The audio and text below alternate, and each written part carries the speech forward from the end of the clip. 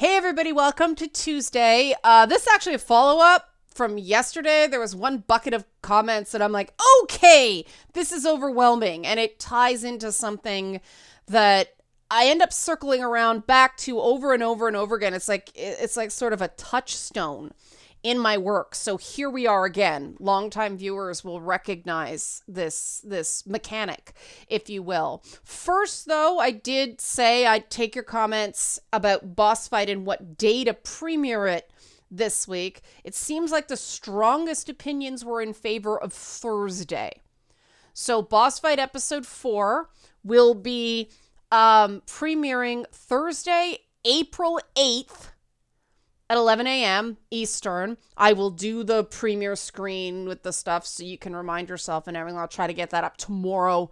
I'm doing my last pass today to find any mistakes. I've watched it so many times now. I've got to get my husband to watch it because it all blurs together. But onto the topic of the video. If you like this sort of analysis, help support this channel, become a monthly patron, patreon.com/LeannaK. This patron support really helps with this long-term stuff that is so fundamental to my work, but doesn't have a catchy YouTube title. I was very happy yesterday that I got to use the destroys thing. I feel like a real YouTuber now. I've never done that before. That was ironic, obviously. You may have noticed my shit-eating grin on that one. But tons of comments yesterday about how the commenter or someone they know gets sucked into loot boxes because of this status symbol dynamic that they compared to either having, the right clothes or a cool car. And the reason I say this ties back into sort of a foundational underpinning of my work is because I've said for as long as I've been on YouTube, gaming gets blamed for stuff that is human nature or a problem with society at large, not something specific to gaming. And that false cause, that inverted cause and effect drives me crazy, both as a gamer and as a critical thinker. Bonkers. Makes me nuts. And this is why I continue to take a really hard line on loot boxes, because let me be clear. It is real easy to say before I continue, because people always read me wrong about this stuff. I read comments and it's like, how did you get that from what I said? And I think people are just really touchy on certain subjects and get triggered. So here goes. I am profoundly anti-loot box, and you will not change my mind. My position on this has actually hardened over time, because more and more it seems very predatory. It seems like young people are taking advantage of, and it's like there's this no man's land between the age of 15 and 20 to 25. I'll stick with 20 because people won't believe me if I say 25, but adolescence doesn't just get shut off at 18. It's kind of this artificial thing, but there's a real thing about lack of impulse control between the ages of 18 and 20 that teenagers can't help. It's a developmental stage. And anything that preys on things that a group of people cannot control is wrong. And a couple people in comments said that, it's young men, nobody cares. I care, okay? I care because, and this is sort of an empathy thing that I do, and apparently most people don't do, and I don't get it because it just makes complete sense to me.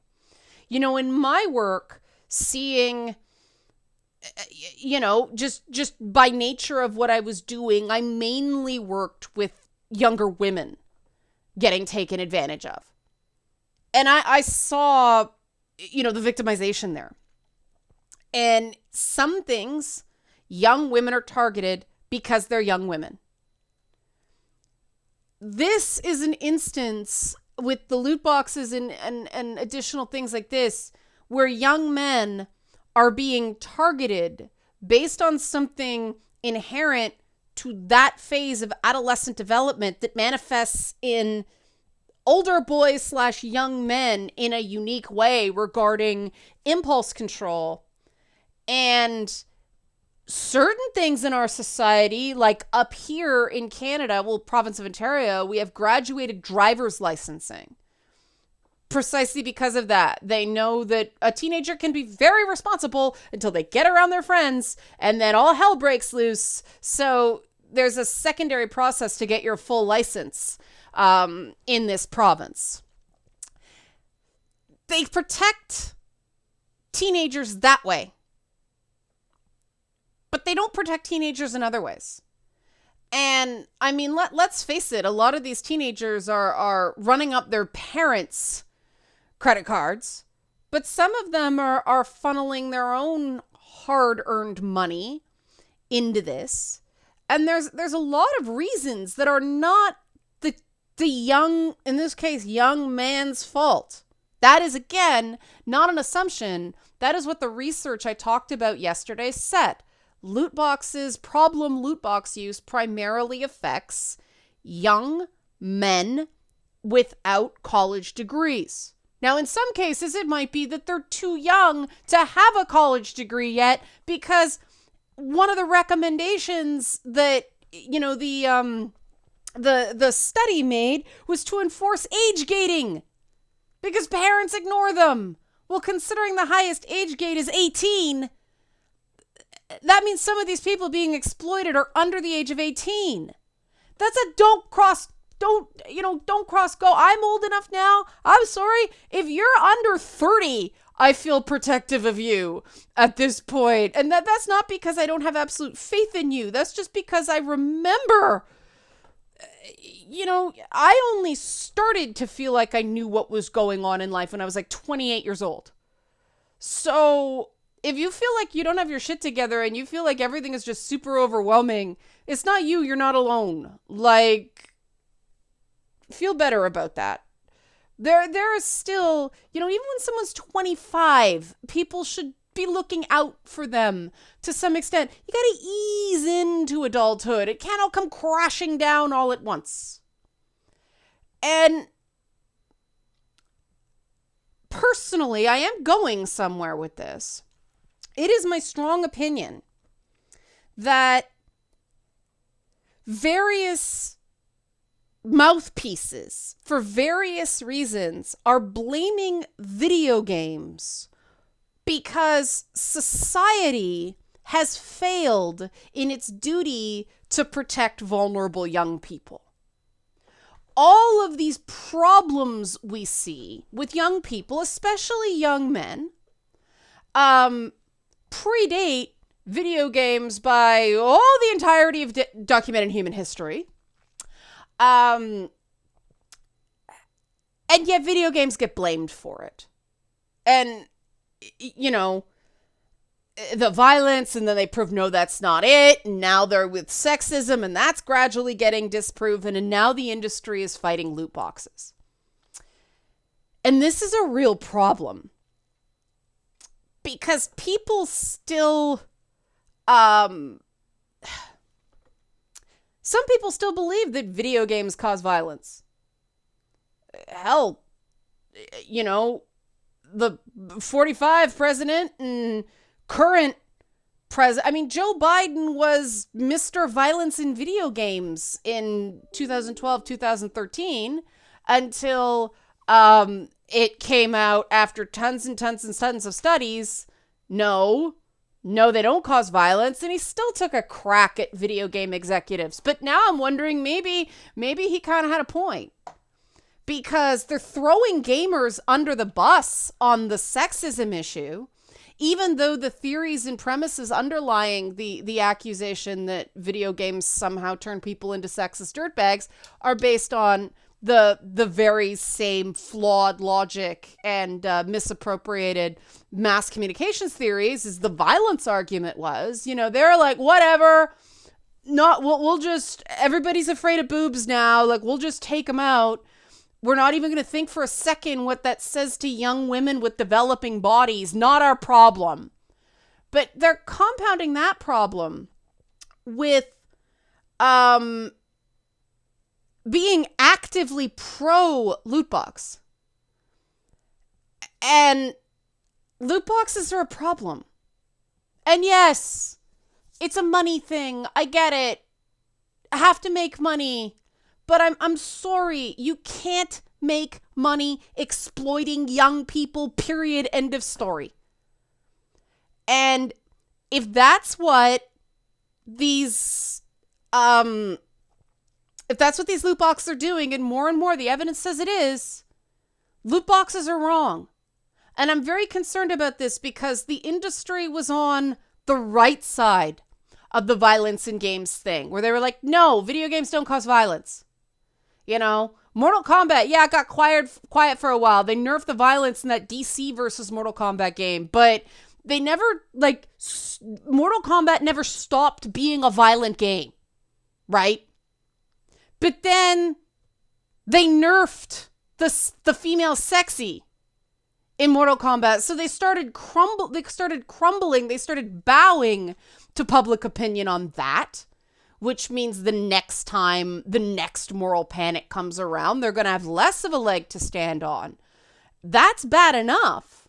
But now they're actively taking the wrong side of an issue where something actually does cause harm in public, in government hearings.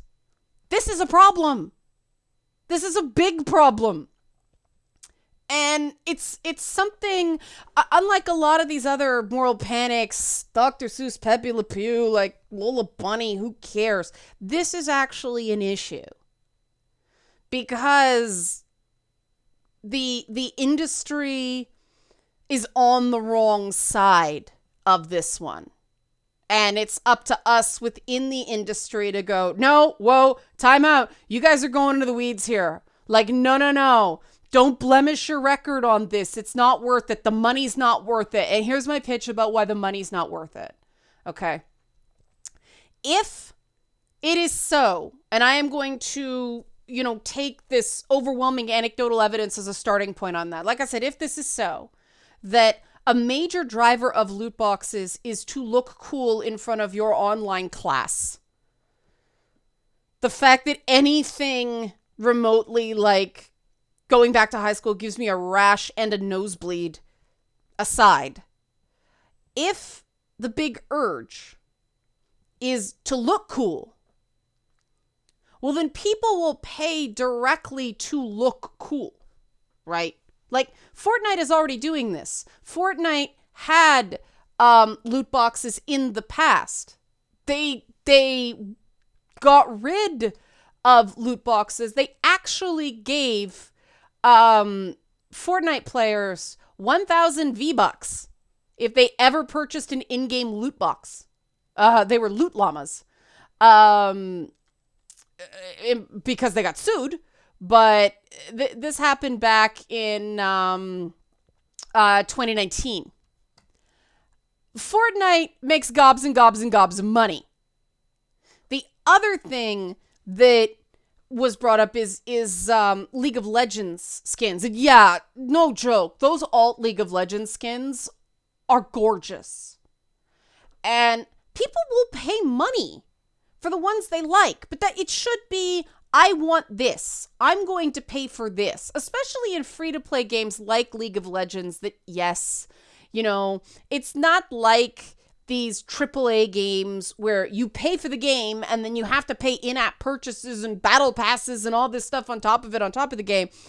Free-to-play games, they make their money off this stuff. But make it a fair product for a fair price. Not this gotcha stuff. I haven't liked gotcha since they had the sticker cards Like Garbage Pail Kids was my thing, but then those 3D stickers that you collected. And I couldn't buy tons of them. We didn't have a lot of money. So I had all these half-completed sticker books because it was limited time. They went away. You got another one. Eventually, I'm like, well, this is just making me feel like the poor loser kid. That's not a great way to make money. I don't think it's a good business strategy in the long term. You want proof? Are those sticker books around anymore? No. And those were all licensed things, right? It's the same thing as the Toys to Life thing. They pumped out too many. They overwhelmed people. People were like, I am wasting money on this stuff. And Toys to Life went, pfft. And frankly, I think that if those companies didn't get greedy, that was a far more sustainable model than it turned out to be. There was some interesting stuff going on in Toys to Life just when it saturated and parents went, no more. No more. I don't have $300 for another round of Skylanders.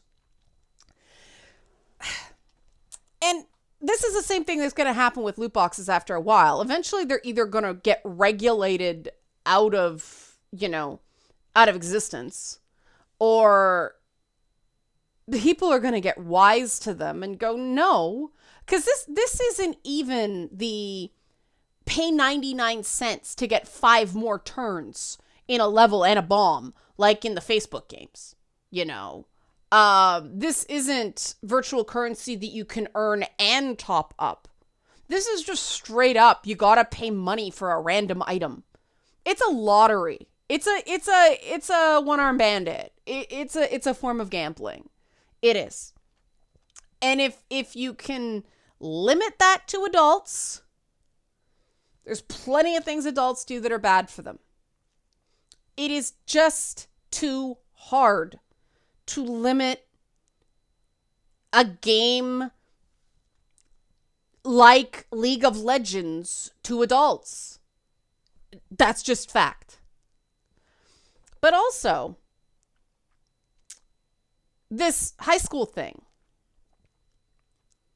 it's not even about having money. Because the reason the industry likes loot boxes is people pay more for the loot boxes to get this random item that they want than they would just pay for the item. But you're not, it isn't just about money. It isn't just about status. Personally, I don't get the status thing, but I don't have to. I believe people who tell me that it's a thing. It's pretty much walking around with an I'm lucky. Like it's the new I got lucky. Because that item had to drop, right? With ridiculous odds for rare items, So it's like, he's so lucky. He's a star, so he monetized his avatar, baby. 'Cause there's something missing in his life that loot boxes somehow make right. Like, it's a freaking Britney Spears song. Free Britney! Like, money and luck. And let's face it, being born into money, the high school thing, that's a form of luck. But luck is freaking status. No wonder hardcore gamers are going crazy, because this undermines what makes gaming great. What makes gaming an escape for so many people is you step out of, worlds where, people get born on third base and, think they hit a home run when they finally cross the plate. And then everybody else. You step out of that world and into a world where skill, hard work, and achievement are the currencies. And this loot box shit is ruining that. This is actually a threat to one of the pillars that gaming is based on. And this is actually a greater fight in terms of accessibility in gaming, which is a bullshit which is a bullshit fear of missing out, FOMO argument, riding on the backs of disabled people who were never asked to be involved in this. Disabled people, large scale aren't being asked, make games super easy because I'm disabled. No, it's able-bodied people wanting games to be easy so they can say they played Dark Souls without actually having to play the experience that made Dark Souls the talking point that it is, right? The whole point of Dark Souls is that it's hard. You can get the component parts of Dark Souls in any other Gothic style game. The art style, trust me, I play a lot of video games. It ain't that unique, and it really isn't that good. There are better Gothic art styles in games out there. Resident Evil. That's not exact, but Final Fantasy has some good characters, like those creepy condom ghost things in Final Fantasy VII Remake. There's nothing in Dark Souls without the challenge and without the unique challenge that those games provide that I maintain has been slipping ever since, the original Dark Souls, but definitely Dark Souls 2. But, if we erode so much what built up gaming, that means we undermine the foundation of the community. And that's not good for business long term. We should be doubling down on this world where things are fair, not creating yet another world where if you're not lucky and rich, you're just a loser that gets made fun of. You wonder why gamers are crying out in anguish constantly. That's the core of it. Okay, that's the core of it. All this other stuff is noise, right? You may think it's about gender. You may think it's about race. You may think it's about all those other things. It's really not. Those issues are really just the wrapping that this fundamental thing of we want to take this place you retreated to because you find it fair, and we want to make it unfair, and we want to bring in all these inequalities from the rest of the world into it. What do you mean you have a problem with that? That really is filtering out the racism and sexism and everything like that. That's part of the world that we are not going to be able to erase through video games, okay? Taking that out, that's what the primal screams of anguish are about.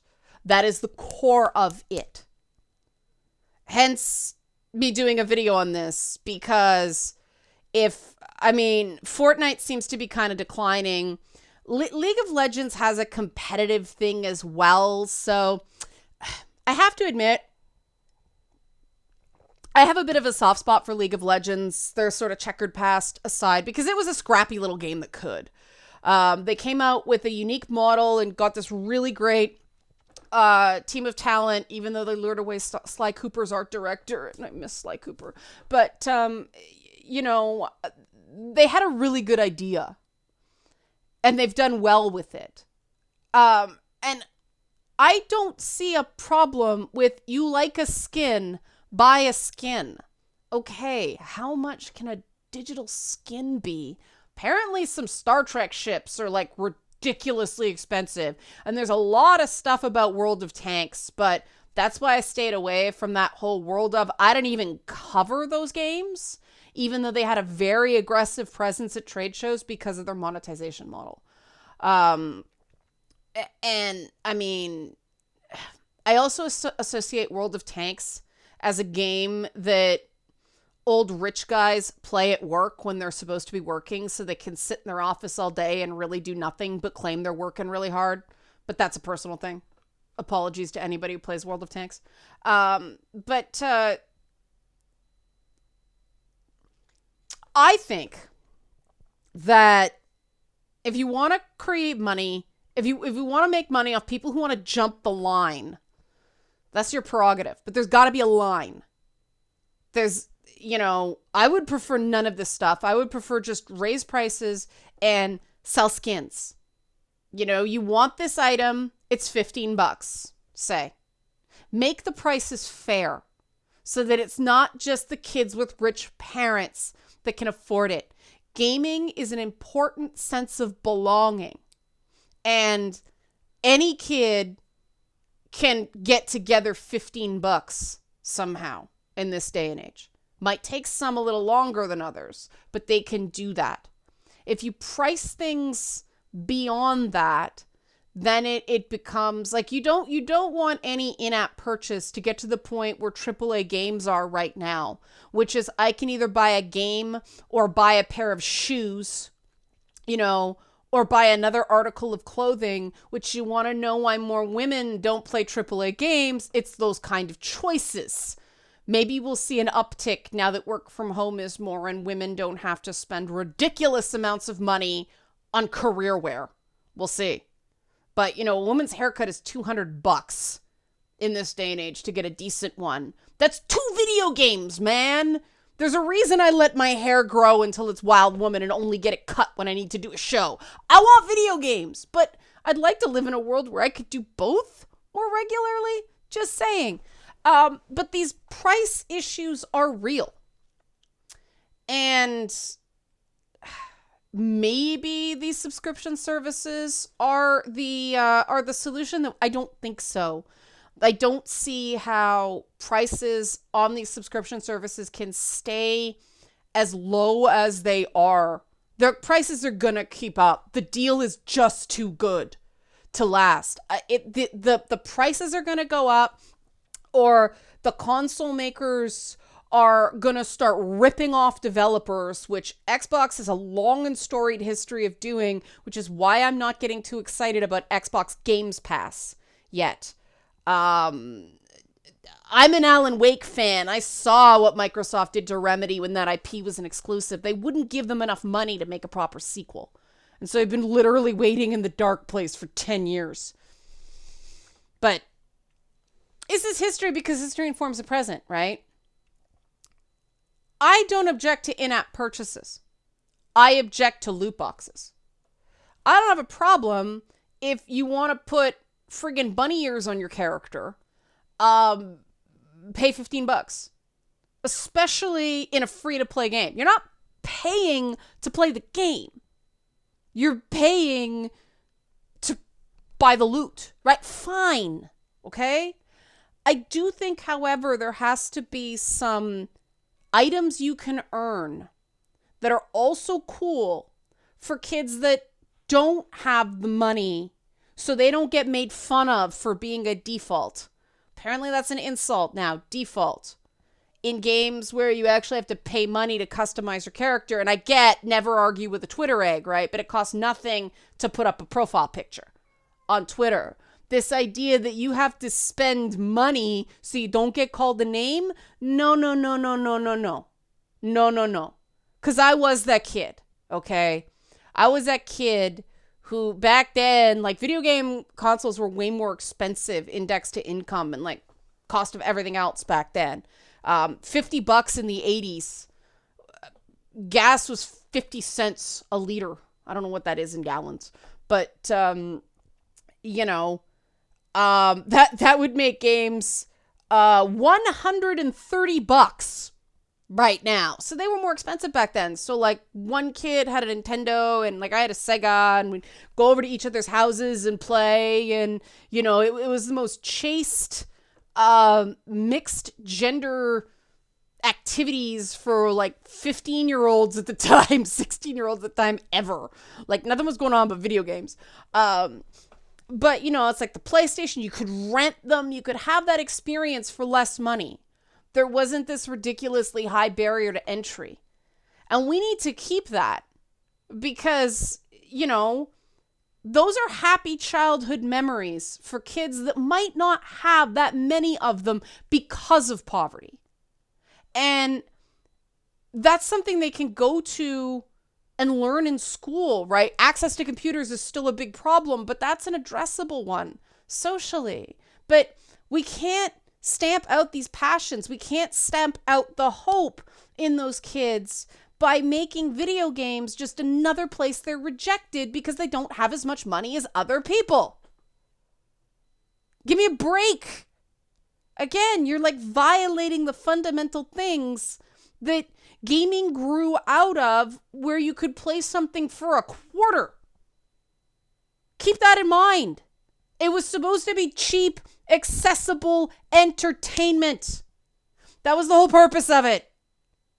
Keep that in mind, because if you wreck your founding principles, you wreck your industry. Seriously. I'm not joking around. I was joking earlier with the Britney Spears stuff, but I'm not joking now. This is fundamental. And people can make all the pseudo-logic business arguments for loot boxes they want. I will never be convinced that a loot box is a preferable option to an item in a store that people can figure out how much it costs and buy it. If you want to do your limited time items that way, fine, whatever. But it's product price. It's not this luck shit. It's not. Because like I said, everybody can, download Fortnite, buy a few items for a few dollars with their allowance. That's achievable. But pumping $100 into loot boxes every month so you may or may not get a rare item? No, that's crap. That's exploiting kids who are trying to have an experience where they are not the bottom of the food chain in a virtual world like they are in real life. And I will fight you on this. So if people are you willing to debate? There's your debate. And we're done. Help support this channel. Become a monthly patron. Patreon.com/LeannaK. You give money. You get a thing. It's not a loot box. Thanks for watching.